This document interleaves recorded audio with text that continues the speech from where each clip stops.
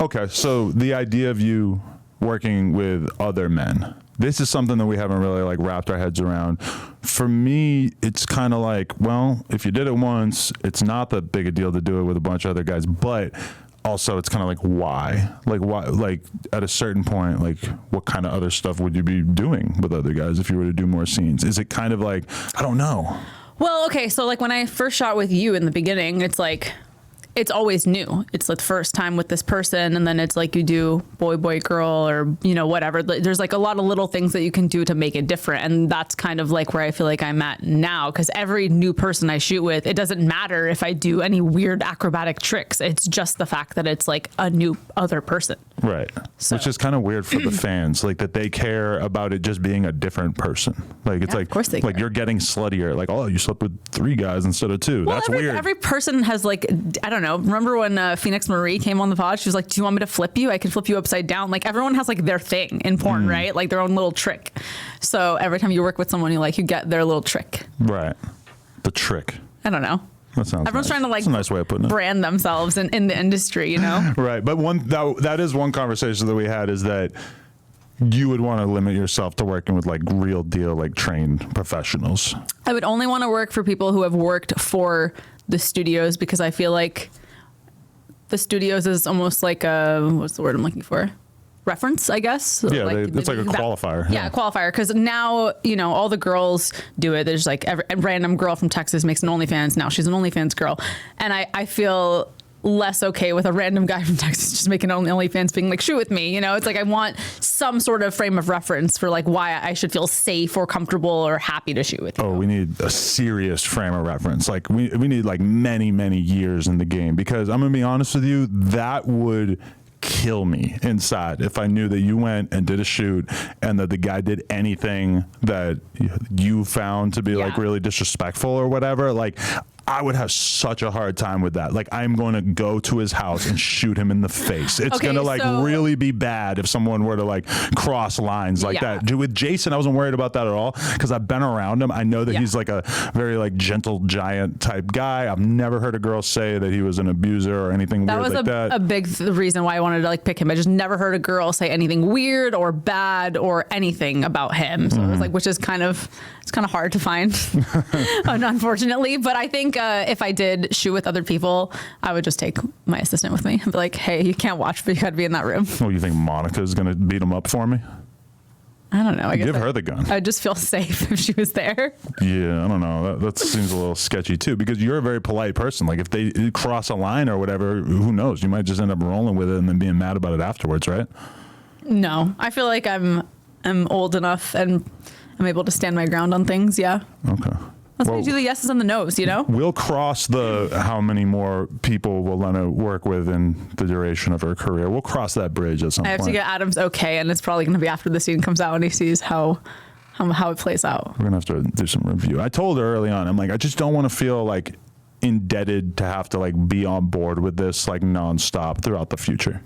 Yeah. When we came home from the honeymoon, I was like, I think I'm ready to have another baby. And Adam was like, I don't think so. And then now Adam keeps asking me when I want to have another baby. Well, because it is kind of like there's like a timer of sorts, because it's like, if we want to have another kid or two, I mean, at a certain age, it's considered like a high risk elderly pregnancy or some shit if you're even like close to 40. If you go by that number, then they already think I'm too old. Right. Well, you need to freeze your eggs so we could potentially get a surrogate in case you decide that you want to do more black scenes for the next 10 years, right? We'll just have to see. Because that's what probably a lot of people like have a hard time wrapping their head around, is that was almost like the other option. It was like you were either going to like keep going with this shit and like your career and do some more spicy stuff, or you were just going to like go full mom mode. But why does that not appeal to you at this point in your life? Or does it? I was fully ready to come home and be a stay-at-home mom. I just said that. Right. And then, you know, you were not really down. Oh, okay. I think you're kind of mischaracterizing that. I have gone through a pretty rocky year. Yeah. And you said you want to feel more stable in your life. Right. And somehow me having a baby makes you feel less stable, even though I'm going to do like 99% of the work.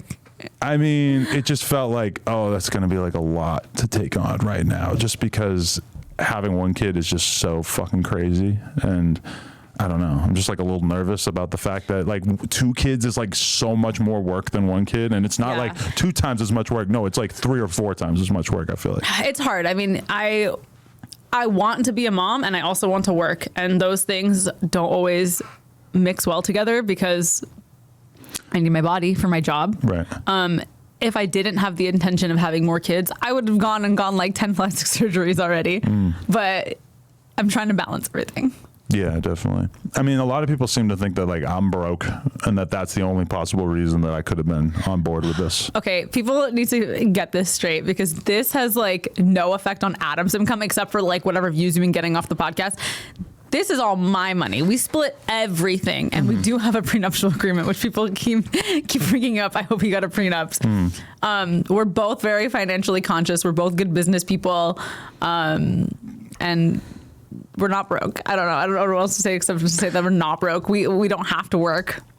Lena is the kind of person who, I don't want to say dollar amounts, but like the amount of money that you make right now is by any objective measure a lot of money. And that's just not good enough for you. You want to go for the gold. You want to shoot for the stars. Because I don't know how long this career will last. And I'm already doing it. I've already put my name in the mud. Might as well ride it till the wheels fall off and, just... No, I agree. And especially... And you said that to me too. I agree. You're like, if you're still doing like, if he said, if you're still making 10% of what you make now at 40, wouldn't you keep doing it? Right. Because that would be still a really good amount of money. It would just, yeah. It would be all about how I actually felt about it. If I was like, fuck, I hate this. I'm so over this. I look awful in all my scenes. I look dead inside. No, I definitely shouldn't be doing it anymore. Right. But I mean, 10% of what you've been making for the last couple of years would still be like a shitload of money for the average person, which, you could easily live off of and stuff like that. But we also have financial goals. We've talked about buying a beach house at length. And, I kind of feel like this whole Jason Love arc has been, we're getting to the beach house category. Yeah, that's what I tell you every time I leave for a scene with another man. Don't forget that beach house, babe. That house in Malibu. I'm going to buy it for us. Let me just go get double teamed right quick. I'll be right back. That is not a thing. Yeah, if you're getting double teamed, then at least one of them is going to be sexual vanilla over here. Okay. Will you film for us? No. About to fucking little kelpie your ass if you keep that going. All right, so you see it. We just hit 500K. You know what that means? That means you gotta subscribe and get us to 600K because we are dangerously close to 666K. Let's go.